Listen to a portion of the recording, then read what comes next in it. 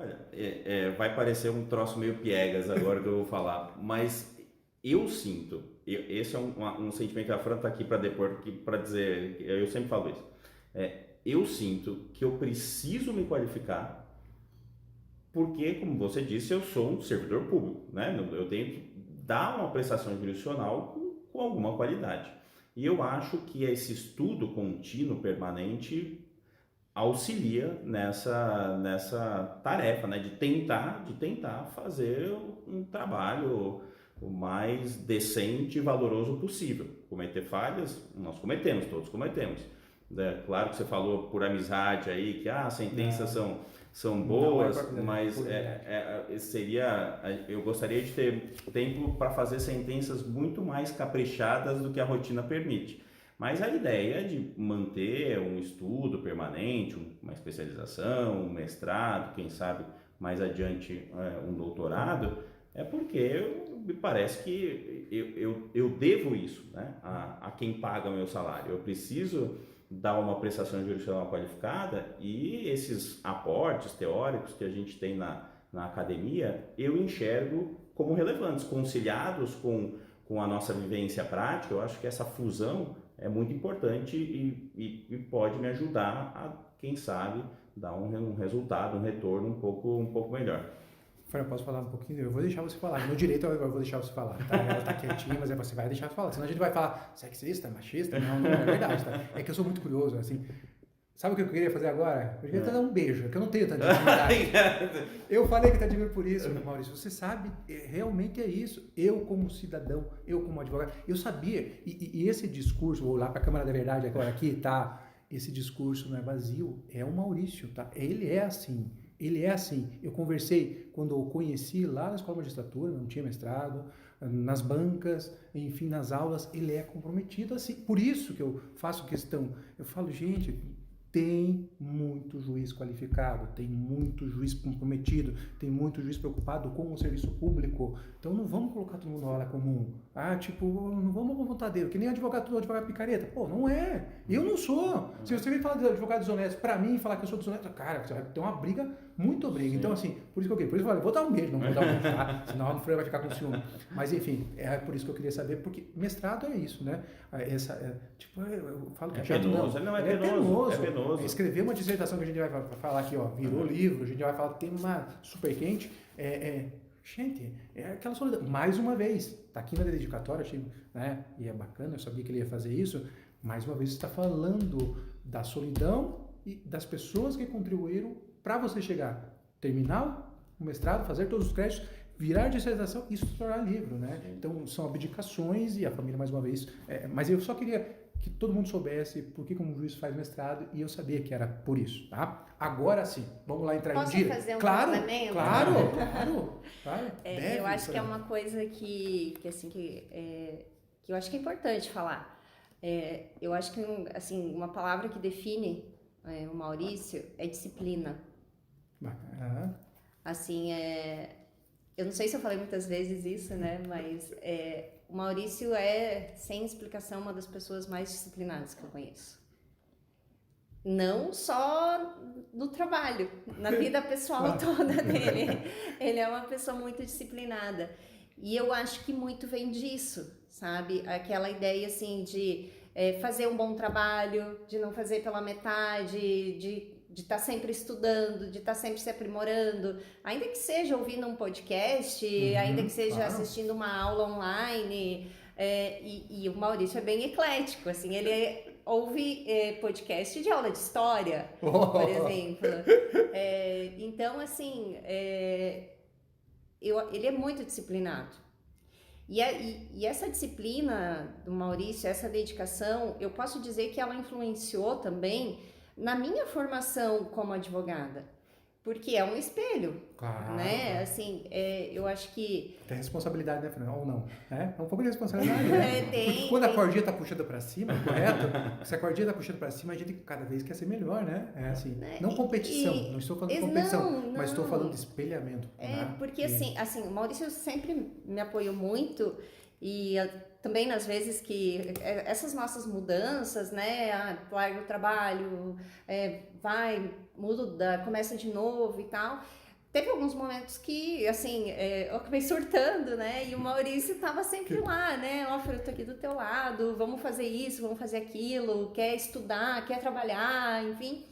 Então, e tudo isso serviu, assim, para mim, eu sempre fui uma aluna dedicada. E eu sempre falei que não é a faculdade que forma o aluno, é a dedicação que ele dá, né, na faculdade. Então, assim, eu sempre fui uma aluna, acredito que estudiosa, mas eu espelhei muito em ver a forma como o Maurício conduz o trabalho dele, né? E isso me ajudou a querer desenvolver mais, né? Aquela coisa, não dá para eu fazer meu trabalho pela metade.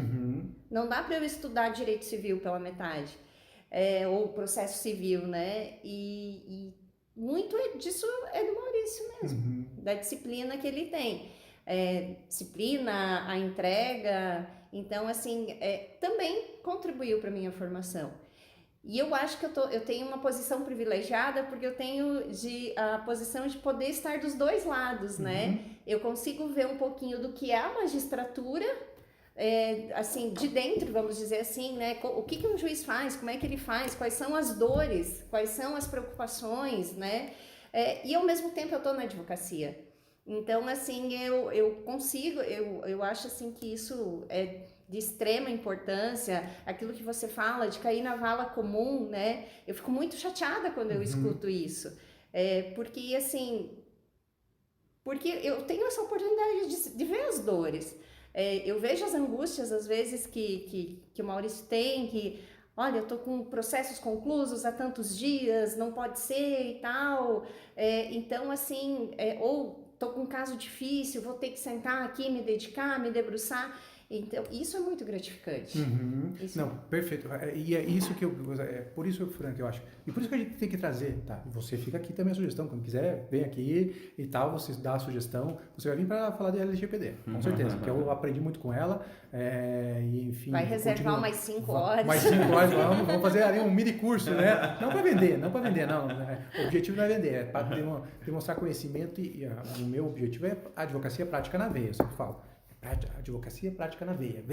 É balcão. Se fosse mecânica, ia cheirar óleo diesel, tá? E aqui a gente não pode mais cheirar processo, né? Antes cheirava traça, né? Agora não sei, processo eletrônico não cheira, não fede, né? Enfim, não sei como é que qualifica, mas é mais ou menos assim. Advocacia prática na veia. Mas sabe o que eu falo? Que as pessoas, que nós também, nós como advogados, tá? Temos, e não estou fazendo médico com você, né, mas você sabe, quando eu falar aqui, eu vou falar, demora, tem juiz que não atende, quantas vezes já cheguei a sentar aqui, constrangedor, um desembargador, eu tenho um desembargador que eu não vou nunca falar o nome dele, porque eu não vou, não por medo, tá, não por medo dele, mas só porque eu acho que, para mim, ele fica tão sem importância que eu não devo nem citar o nome dele, tá, por quê? Porque quando eu sento para conversar com ele, e o pior é que nós gostamos de churrasco os dois, né, que é um autor argentino que já morreu, direito civil. Ele nunca me convidou para sentar. E eu acho uma falta de educação assim, absurda, sabe? Tá bom, eu posso ser uma porcaria. Mas eu estou ali fazendo meu trabalho. Então, assim, sabe como é constrangedor? Parece que você está pedindo favor, parece que você está... Sabe? É uma coisa assim... Ele nunca... Eu vou... Cleito Maranhão, eu vou falar com o professor Francisco Cardoso, para citar só alguns, enfim, eu vou fazer o Eduardo Rolansky, o Hélio Henrique Lopes Fernandes de Lima, só os de cabeça que são mais possível, tá? O Carrasco Alarinha, enfim, né? Sento, doutor, sentar, vamos conversar, às vezes a gente tá corrida, mas aquela questão de você ter que, a pessoa tá sentada, você ter que estar olhando, né? Assim, tipo, quanto tempo que eu tenho, o que eu faço, me parece que eu tô pedindo favor, não tô, sabe? Então, assim, mas eu quero trazer o quê? Eu não quero falar dele, que é um mau exemplo de educação e também de atendimento. Eu quero falar do Maurício, porque existem muitas das pessoas e a gente tem o dever. Por isso que fica aqui já uma dica, se você puder, trazer pessoas como o perfil do Maurício, porque a gente tem que fazer o Maurício se expor mais para saber que esses bons juízes existem, né? E para transmitir o bom exemplo, tá? Então eu fico muito feliz. Se a gente parasse por aqui, eu já estava feliz com o meu trecho do podcast. Tenho vários cortes aqui, mas já ficaria muito feliz, tá? Muito, muito feliz. Fico muito feliz. Agora vamos ter um pouquinho no direito. Vamos lá no direito, que eu tenho muito para conversar. Quanto tempo que eu tenho com vocês? Estão cansados já? Ou podemos continuar? Frank, podemos? Bora! Eu queria saber uma coisa, primeiro é meio filosófica, tá? Por isso que essa pergunta aqui, enfim, não sei se você entende a pergunta que eu quero fazer. Sabe uma coisa que me, assim, que eu sempre tenho curiosidade, só que quando eu tô com um juiz mais à vontade, ele não vai falar de direito, que é chato. Sim. Daí, né? Convidei para tomar um café, um churrasco, não sei o quê. Não tem para falar isso, né? Mas aqui é uma curiosidade mesmo, que eu gostaria de fazer para todos os meus amigos e para aqueles que não são meus amigos que se dispõem a vir aqui. Como é... E daí eu já vou fazer a pergunta que eu queria engatar aqui quando a Fran estava falando. Primeiro, como é o processo decisório do Maurício Doutor? Não quero saber do juiz. Do Maurício, porque cada um tem a sua personalidade. Nós temos balizas que é o quê? Eu quero ver a motivação para saber se ele ficou dentro do quadro, se não está viajando, né? E daí a pergunta que a mim, né, eu escrevi um artigo com a Kátia, inclusive, publicado na revista da Univale, lá em Itajaí, há uns 10 anos atrás, te pergunto, o processo decisório do Maurício Doutor, quando chega lá no final, depois da instrução, tudo, ou mesmo na liminar, aqui, enfim, ato de conhecimento ou ato de vontade? E daí, para quem não está, quem é um pouquinho mais novo, não está na filosofia, lá a teoria geral do direito, às vezes, né, fugiu da aula, enfim, né? O que eu quero dizer com ato de conhecimento ou ato de vontade? Bom, ato de vontade eu primeiro decido. O Maurício é simpático, liminar para ele. A Fran, não gostei dela, não deixei nem de sentar, indefiro. Isso é ato de vontade, correto? Isso para mim é arbitrariedade. Ato de conhecimento, eu coleto dados, daí o contraditório, que a tua dissertação fala muito aqui, né? Os perigos de você diferir sem ouvir a parte contrária. Eu coleto dados, se possível, abro aqui para o contraditório e daí eu decido conforme as balizas legais, precedentes judiciais, enfim, repetitivos, e toda essa série de coisas, instrumentos que não vem ao caso a gente falar aqui. Mas enfim, ato de conhecimento ou ato de vontade. E já engato uma outra, tá? Deu alguma decisão que te deixou com um gosto ruim, amargo na boca? Eu, às vezes, faço a defesa de alguns clientes que eu não me orgulho, tá? Mas fui pago para fazer. Tinha que fazer. Não estou violando ética, não estou tergiversando, não estou não cometendo nenhuma desonestidade. Mas dizer que eu fiquei feliz com o resultado que eu dei, não. Tá? Agora, por exemplo, para terminar, essa minha esposa, a pergunta ficou longa, que são duas. Mas, por exemplo, eu faço uma ação de erro médico e uma senhorinha lá, aconteceu isso comigo, eu consegui 700 mil para ela, tá? 700 mil porque teve juros moratórios, demora e tudo, né? E ela comprou uma casa, tá? Ela e o marido, né? Compraram uma casa. De um erro médico, perderam um filho. Cara, quando ela me liga chorando que comprou a casa e queria me mostrar a escritura, cara, aquilo me deu um prazer assim, extraordinário, sabe? Não sei quais outros casos que eu ganhei muito mais dinheiro, que eu consegui comprar minha casa e comprar meu carro e tal. Aquilo não me deu tanto para ganhar, comprar uma casa, viajar para não sei o quê. Mas o benefício pessoal, sabe? Aquele salário moral, enfim, é extraordinário. Já alonguei demais a pergunta. A pergunta é, ato de conhecimento, ato de vontade, e daí com o que a Fran estava falando já teve decisão daquele gosto ruim na boca? A criancinha que vai morrer, não sei se eu decido, aí chega para a Fran, hoje tem uma decisão lá, não sei se não fiz uma... Posso falar? Cagada. Puta, que cagada, meu Deus, será que eu fiz certo? Angústia também, mais uma vez. Responda para nós. Se eu me fiz entender, o ato de conhecimento, ato de vontade. Sem dúvida. Acho que se fosse um ato de vontade, já está sempre satisfeito, né, com as soluções. Na realidade, quando a gente pega um processo, claro que a gente tem uma percepção nossa, né, como ser humano, de que quem parece que tem razão. Né? Você olha lá a versão de um, a versão de outro, a gente faz a instrução, tem o contato com as pessoas, né? Nem em todos os casos tem instrução, mas quando você tem contato com as pessoas, claro que você tem num primeiro momento você faz uma valoração interna para você, assim, você não parece que o autor está certo aqui, não parece que o autor não está certo. Mas não dá para você produzir uma decisão, redigir uma sentença sem que seja um ato de conhecimento, sem que seja um ato embasado na produção da prova. Você não consegue fundamentar com precisão uma decisão a não ser se ancorando nos elementos de prova que você tem no processo. Então, por mais que a gente tenha uma imparcialidade, a gente é soberano, não é neutro, né? Claro. Tem diferença de neutralidade e imparcialidade. Então você olha e tem uma sensação né, assim, fala assim, poxa, parece que está certo, mas a decisão, efetivamente, não é essa primeira impressão que você tem que você vai colocar no papel. Daí depois você vai para o processo, pega os elementos de prova e fala assim, não, mas realmente parecia que ele tinha razão, mas aqui não tem absolutamente, a prova demonstra o contrário. Então, são os elementos técnicos do processo que embasam a decisão sempre e sempre. Às vezes, o que acontece no processo civil é que às vezes a prova é ruim e você fica naquela situação de perplexidade, de falar assim, puxa vida, não consigo me convencer. Não consigo entender agora, não consegui me convencer de que o autor tem razão, mas também não consegui me convencer da versão do réu. E aí você se utiliza de regras do processo civil, de ônus da prova, para dar uma solução técnica. A solução, então, respondendo a pergunta, é sempre uma solução técnica pautada nas diretrizes, né, legais, jurisprudenciais e nos elementos de prova, em relação aos fatos, nos elementos de prova dos autos do processo. Então, não sei se eu respondi a pergunta, mas essa é a primeira. Mas aqui, a primeira, já vamos para o gosto ruim na boca. Mas é uma pergunta, curiosidade minha, vamos tá? Lá. Somos seres humanos, tá? Uhum. E vamos falar para que tem audiência, tem gente que está no início, tem gente que está lá. E eu sempre falo, minha mãe fica... Quando eu falo da minha mãe, ela fica super feliz, né? Mas é verdade, eu gosto da minha mãe. Eu falo, o meu objetivo é, quando eu estou com um processo, por exemplo, de erro médico, tá? E eu fiz a petição inicial, ela tem que ser tão clara que eu dou para minha mãe, que não tem nem ensino médio, tá?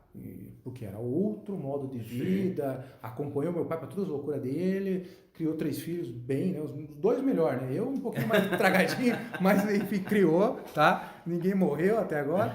E mãe, leia aqui e me diga. E ela tem que me dizer, ipsis literis, tá? O que aconteceu não a tese de direito, fatos. Tem que ser muito claros, a ponto dela ler e fosse uma notícia e ela conseguisse. Aí eu te pergunto, aqui na minha curiosidade, tá? Pois bem, para minha mãe entender lá, bom, mas o juiz está... Veja, se minha mãe fosse falar, quantas vezes minha mãe não cometeu uma arbitrariedade? Ela acha que não, eu tenho certeza que sim. Ela chegou lá, você tem filho? Você tem filho? Eu tenho filho, né? Essa experiência de ser pai. Você não vai fazer isso. Aí, mas passa 5 minutos e fala, nossa, não, falei uma merda. Né? Exagerei. Que exagerei, mas sou pai, não posso perder a autoridade. Aí que eu quero perguntar para o juiz, tá? Como é que o juiz domina isso? Às vezes ele deu uma liminar e ele falou, cara, a instrução, mas não vou voltar atrás, tá? E aí que eu admiro quando eu já peguei vários juízes nesse sentido. O doutor, não, realmente terminou a instrução, eu estava errado, tá? Sem ter liminar nesse sentido, agora, bem fundamentado, inclusive, tá? Com raciocínio, então, e daí ele vem na sentença e fala, não, basicamente, não precisa falar na sentença, eu estava errado, mas ele fala, todos os fundamentos. Como é que funciona isso para o juiz? Porque nós somos seres humanos, correto? Sim, somos seres humanos, então assim, e aí, só para quem é do processo civil, e eu aprendo com vocês, né, quem é do processo civil, aí por isso que você tem que ter motivação para você entender como o juiz chegou. Sim. Para não ser a arbitrariedade, correto? Controle, mas né? como é que faz isso? Você, na experiência pessoal, como é que se controla isso? Puxa, não foi arbitrário? Será que eu não errei? Até, e para a última informaçãozinha, né? Experiência pessoal. Às vezes eu vejo o juiz, e eu entendo quando o juiz está, mas eu falo, doutor, doutor, o senhor não pode. O que quer dizer com isso? A parte não faz a prova. E o juiz fala, em times para fazer tal prova, em times para isso. Daí ele faz 6 vezes. Eu falo, doutor, calma, acabou. Manda oficial para a OAB que esse advogado é inapto. Manda entrar com ação, não, ele é inapto. Agora, o senhor não pode assumir o lugar de juiz, de advogado da parte, correto? E eu entendo que, psicologicamente, para o juiz, é desconfortável você ver o direito ali escancarado, mas como você está balizado pelo processo, o tribunal vai ter que analisar o processo, o STJ vai ter que analisar a prova dos autos que está no acórdão, ele está limitado, correto? Sim. Como é que domina isso? Como é que ele faz isso? Você assim, faz isso. Primeiro em relação, eu acho que o juiz não pode ser um sujeito vaidoso, né? Assim de, não, eu dei uma decisão e agora não posso mais mudar ela por nada, né? Então, se, por exemplo, várias vezes, eu dei uma decisão liminar, que é uma decisão precária, e na sentença dei a decisão no outro sentido. Eu não tinha ouvido o réu ainda, né? E depois na decisão eu já tinha ouvido o réu, já tinha toda a versão dos fatos, já tinha produzido a prova, então problema nenhum em mudar isso. Mais ainda, eu não tenho absolutamente nenhum problema em modificar sentenças em embargos de declaração, claro, quando tiver os vícios, Sim, que tiver... mas porque qual é o padrão e é a mentalidade normal que as pessoas pensem isso, que o juiz vai pegar o embargo de declaração, não vai ler e vai jogar aquele padrão, né? Não, são possibilidades de contradição, não. Bom. No meu gabinete, tomara que minhas assessoras um dia vejam isso para escrever lá nos comentários assim, colocar nos comentários assim, é verdade. No meu gabinete, os embargos de declaração, eu faço os embargos de declaração. Primeiro, o juiz não faz tudo, óbvio, né? Isso eu não estou falando isso é uma obviedade, né? A gente tem uma assessoria que nos ajuda, a gente confere, obviamente. A Nathalie está ali, ó. Eu pergunto até se eu faço tudo no escritório. Isso, não eu tem só como. Digo, né? Mas a Nathalie trabalha muito mais que eu, tá? Imagina, um fluxo de conclusões desumano. Então, a gente tem a equipe. Então, claro que eventualmente vai escapar algo na conferência. E aí os embargos de declaração eu enxergo como uma segunda oportunidade para você dar uma boa olhada naquela decisão. E por isso, por ser uma segunda oportunidade, passou dali, aí é só no tribunal, é que eu gosto de fazer as decisões de embargos de declaração e, não raro, se identifiquei lá algum dos vícios, eu altero. Então, não tenho problema com isso, de ter que fazer uma decisão contrária à decisão que eu dei antes no processo. Não tenho problema com isso, nenhum mesmo. E posso só fazer um parênteses aqui bem rapidinho? Fran, você que está com muito tribunal também aqui, eu quando era novo não entendia isso. E eu vejo muito advogado novo falar isso. O relator pediu o visto do seu próprio voto, relator no tribunal. Sim. Não vamos explicar tudo aqui, que também fica difícil, a gente tem muita coisa para explorar esse teu conteúdo, tá? Mas você vai para o tribunal, o advogado sustenta, e o próprio relator, eu vou tirar de pau, vou pedir vista, né? Peço vista do meu próprio voto. Sai aquela risadinha. O relator pedindo vista do voto. Eu acho que o relator está demonstrando uma seriedade e uma humildade tremenda. Por quê? Porque ele poderia fechar os olhos e falar mais um processo julgado e ponto. Se o código quiser divergir, diverge e acabou. Não, ele fala, mas aquilo ali, será que eu vi mesmo? Eu tô com dúvida, tá? E assim, para mim é uma vitória. Quando eu já sei que eu saio perdendo, porque eu já sei, né? Vamos lá. Doutor, pode sustentar. Meu outro pai não vai sustentar, que era o autor? Não vai sustentar porque ele ganhou. Então, assim, vai sustentar. Então, se eu tivesse ganhado, ele ia, não, vamos para elemento, doutor. Então, eu já sei que eu já saí perdendo. A outra parte não está aqui, já saí perdendo. Então, já saí do 1-0. É desestimulante. Conseguiu uma vista, né? Consegui já fazer o relator voltar do 1-0. Falei, nossa, sobrevivi, né? Não sou o tanque que explodiu aí, né? Não sou, como é que é o tanquinho que explodiu lá, dentro do Titanic, eu não explodi, não implodi, né? Eles estão ainda vivos, ainda tem uma chance de me achar no fundo do mar. Enfim, eu acho um ato de honestidade e de profundo, assim, eu respeito hoje. Lá, quando eu tinha 20 anos, 22 anos, não respeitava, já, porque era surdo, tem que saber tudo do processo, não, enfim, tá? Agora... Esse é o valor da advocacia. A advocacia é muito importante, de fato. Uma advocacia séria ajuda muito o juiz no processo decisório. Então, eu até pouco tempo, e ainda estou com algum resíduo, trabalhando na turma recursal. Na turma recursal é o máximo de perto que eu cheguei em ter uma atuação de colegiado assim, de voto. Né? Então, a experiência que eu tenho essa, é o que eu posso falar. Então, assim, os advogados, às vezes, na sustentação oral... realmente nos esclarecem pontos que às vezes nós não vemos. São fatos. Fatos também são sujeitos à interpretação. Então, o advogado, às vezes, enfatiza algum aspecto na sustentação oral, te incute mesmo na dúvida, fala, olha, pode ser, eu acho que eu não atentei para isso. Você pede vista e olha de novo, se tiver que manter, mantém, mas você tem mais aquele elemento para se convencer. Então, eu acho também, não vejo problema nenhum nisso, ao contrário, mostra o valor que a advocacia tem nesse processo de convencimento, a importância que tem. Né? Agora, deixa eu fazer uma pergunta para ela, se ela souber, tá? Você sabe de alguma decisão que deixou o gosto ruim na boca dele, assim, que ele... Porque a gente não vai falar, tá? A gente não vai falar de casos, tá? Que a gente não pode falar isso, tá? Mas eu digo, assim, um amigo de um amigo meu ficou com gosto ruim na boca. Sem nomes, tipo, né? Eu tenho uma, deixa ela falar, mas eu tenho uma... Mas vamos ver se... Porque assim, pra você ver como a angústia chega, né? Tipo... Mas é que essa faz um tempo, mas é uma coisa tão marcante... Mas eu já comentei com ela. Mas primeiro, se a Freco sabe de algum... Não tem problema, tá? Se você não lembrar, não tem problema. Na verdade, o que a gente... Assim, a gente conversa, né? A gente acaba conversando. Né? Eu chego em casa e falo, tô com um processo aqui e tal, com uma dificuldade assim... E como o Maurício às vezes me conta, amanhã eu tenho uma audiência bastante difícil, preciso estudar o processo e tal. E a gente conversa também sobre isso, né? Mas assim, eu tenho certeza, assim, da nossa convivência que tiveram algumas decisões que deixaram mesmo o gosto ruim na boca. O gosto ruim na boca, né? Ou mesmo isso que o Maurício comentou, né? Olha, parece que tenho direito, mas não produziu prova suficiente, eu não tenho como deferir a liminar ou como dar procedência do pedido.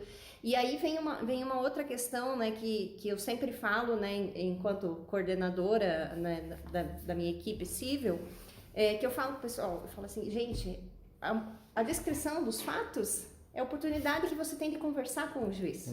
Com certeza. Né? Então, caprichem mais nos fatos do que no direito. No próprio direito. Porque se tem uma coisa que vai... É os fatos que vão dar aquela primeira impressão. Se eu estou pedindo uma liminar, mesmo uma ação judicial, se eu não conseguir transmitir a minha mensagem para o juiz, para o julgador, que é o destinatário da prova, que é o destinatário do que eu escrevi, eu vou dificultar o direito. Uhum. Né? Então, é muito importante, mas respondendo a tua pergunta, sim, já... Teve casos. Teve diversos casos. Mas qual que é esse que é mais Só pra você. Eu vou tentar... A descrição que eu vou fazer vai denunciar um pouco o caso, mas já faz tempo, já acabou e... Pouco tempo depois de chegar em Curitiba... Até porque, Maurício, eu poderia fazer uma pesquisa jurisprudência, eu ia achar, enfim, né? Então a gente não tá falando, mas só para não expor, não, obviamente. Sim, não, claro, mas é um processo público, se eu não me engano, eu estava na Sexta Vara Civil, eu cheguei em Curitiba, aqui em Curitiba, o primeiro lugar que eu trabalhei como juiz substituto foi na Sexta Vara Civil. E eu estava na Sexta Vara Civil, eu peguei um processo, olha que caso interessante. Era um sujeito que ele era um biógrafo do Santos Dumont. Nossa! Ele era um estudioso do Santos Dumont. Ele tinha um monte de material de Santos Dumont, ele tinha uma coleção de itens do Santos Dumont. E a filha dele era uma entusiasta disso, enfim, eles os dois juntos ali faziam essa coleção de artigos do Santos Dumont. Uma universidade aqui de Curitiba resolveu abrir um museu do Santos Dumont e ele doou todo o acervo, toda a coleção dele de Santos Dumont e o conhecimento dele para montar esse museu. E ele pediu para que fosse... nesse meio tempo, a filha dele faleceu. Jovem, faleceu, se eu não me engano, eu não me lembro se foi uma doença ou se foi um acidente, mas ela faleceu. Então, o que ele pediu? Ele pediu para que, em homenagem, a filha dele tinha um sonho de ter algo com esse nome que era... não sei se era algo assim de Olhos nas Nuvens, era um nome bem bonito assim. E montaram o museu e colocaram o nome que a filha dele sempre sonhou para algo relacionado a Santos Dumont. Bom, estava lá na exposição, museu, na faculdade. Eis que muda a direção lá da faculdade e eles mudaram o nome do museu sem consultar o cara que tinha doado aqueles artigos, que montou o museu sem consultar, eles mudaram o nome. E ele ficou, assim, arrasado, porque ele ali era a materialização de um sonho da filha dele que faleceu, então ele ficou destruído, esse pai. E aí ele entrou com uma ação pedindo a revogação da doação.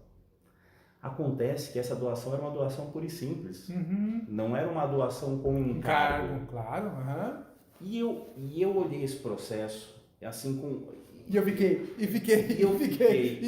virei achando aquela decisão ia ser... Provavelmente tinha um prazo decadencial também, já estava atrapalhando. E aí também. aquele pedido, aí eu julguei improcedente, que era uma doação pura e simples, e não tinha encargo. E eu lembro que eu julguei, e depois que eu julguei, dei essa sentença, ela foi publicada, e eu recebi uma carta desse pai. Respeitosa, não foi desrespeitosa, mas desabafando, explicando, contando. Eu já tinha visto no processo, mas contando toda essa história, qual era o significado daquilo para ele. E eu lembro que daí aí isso marcou para mim, sabe? Foi uma decisão que juridicamente eu não achei uma saída. Juridicamente é uma doação pura e simples, eu segui e dei aquela decisão. mas ficou uma Aquele sensação gostinho, de, uma poxa, o pai doou, digamos que era uma condição implícita para ele, assim, que aquilo fosse uma homenagem à filha dele, e depois houve uma mudança ali na estrutura da universidade, e modificou o nome, ele ficou super decepcionado, e aí, agora eu vou recuperar então essa lembrança da minha filha. E não teve como no processo. Esse foi um processo que deixou assim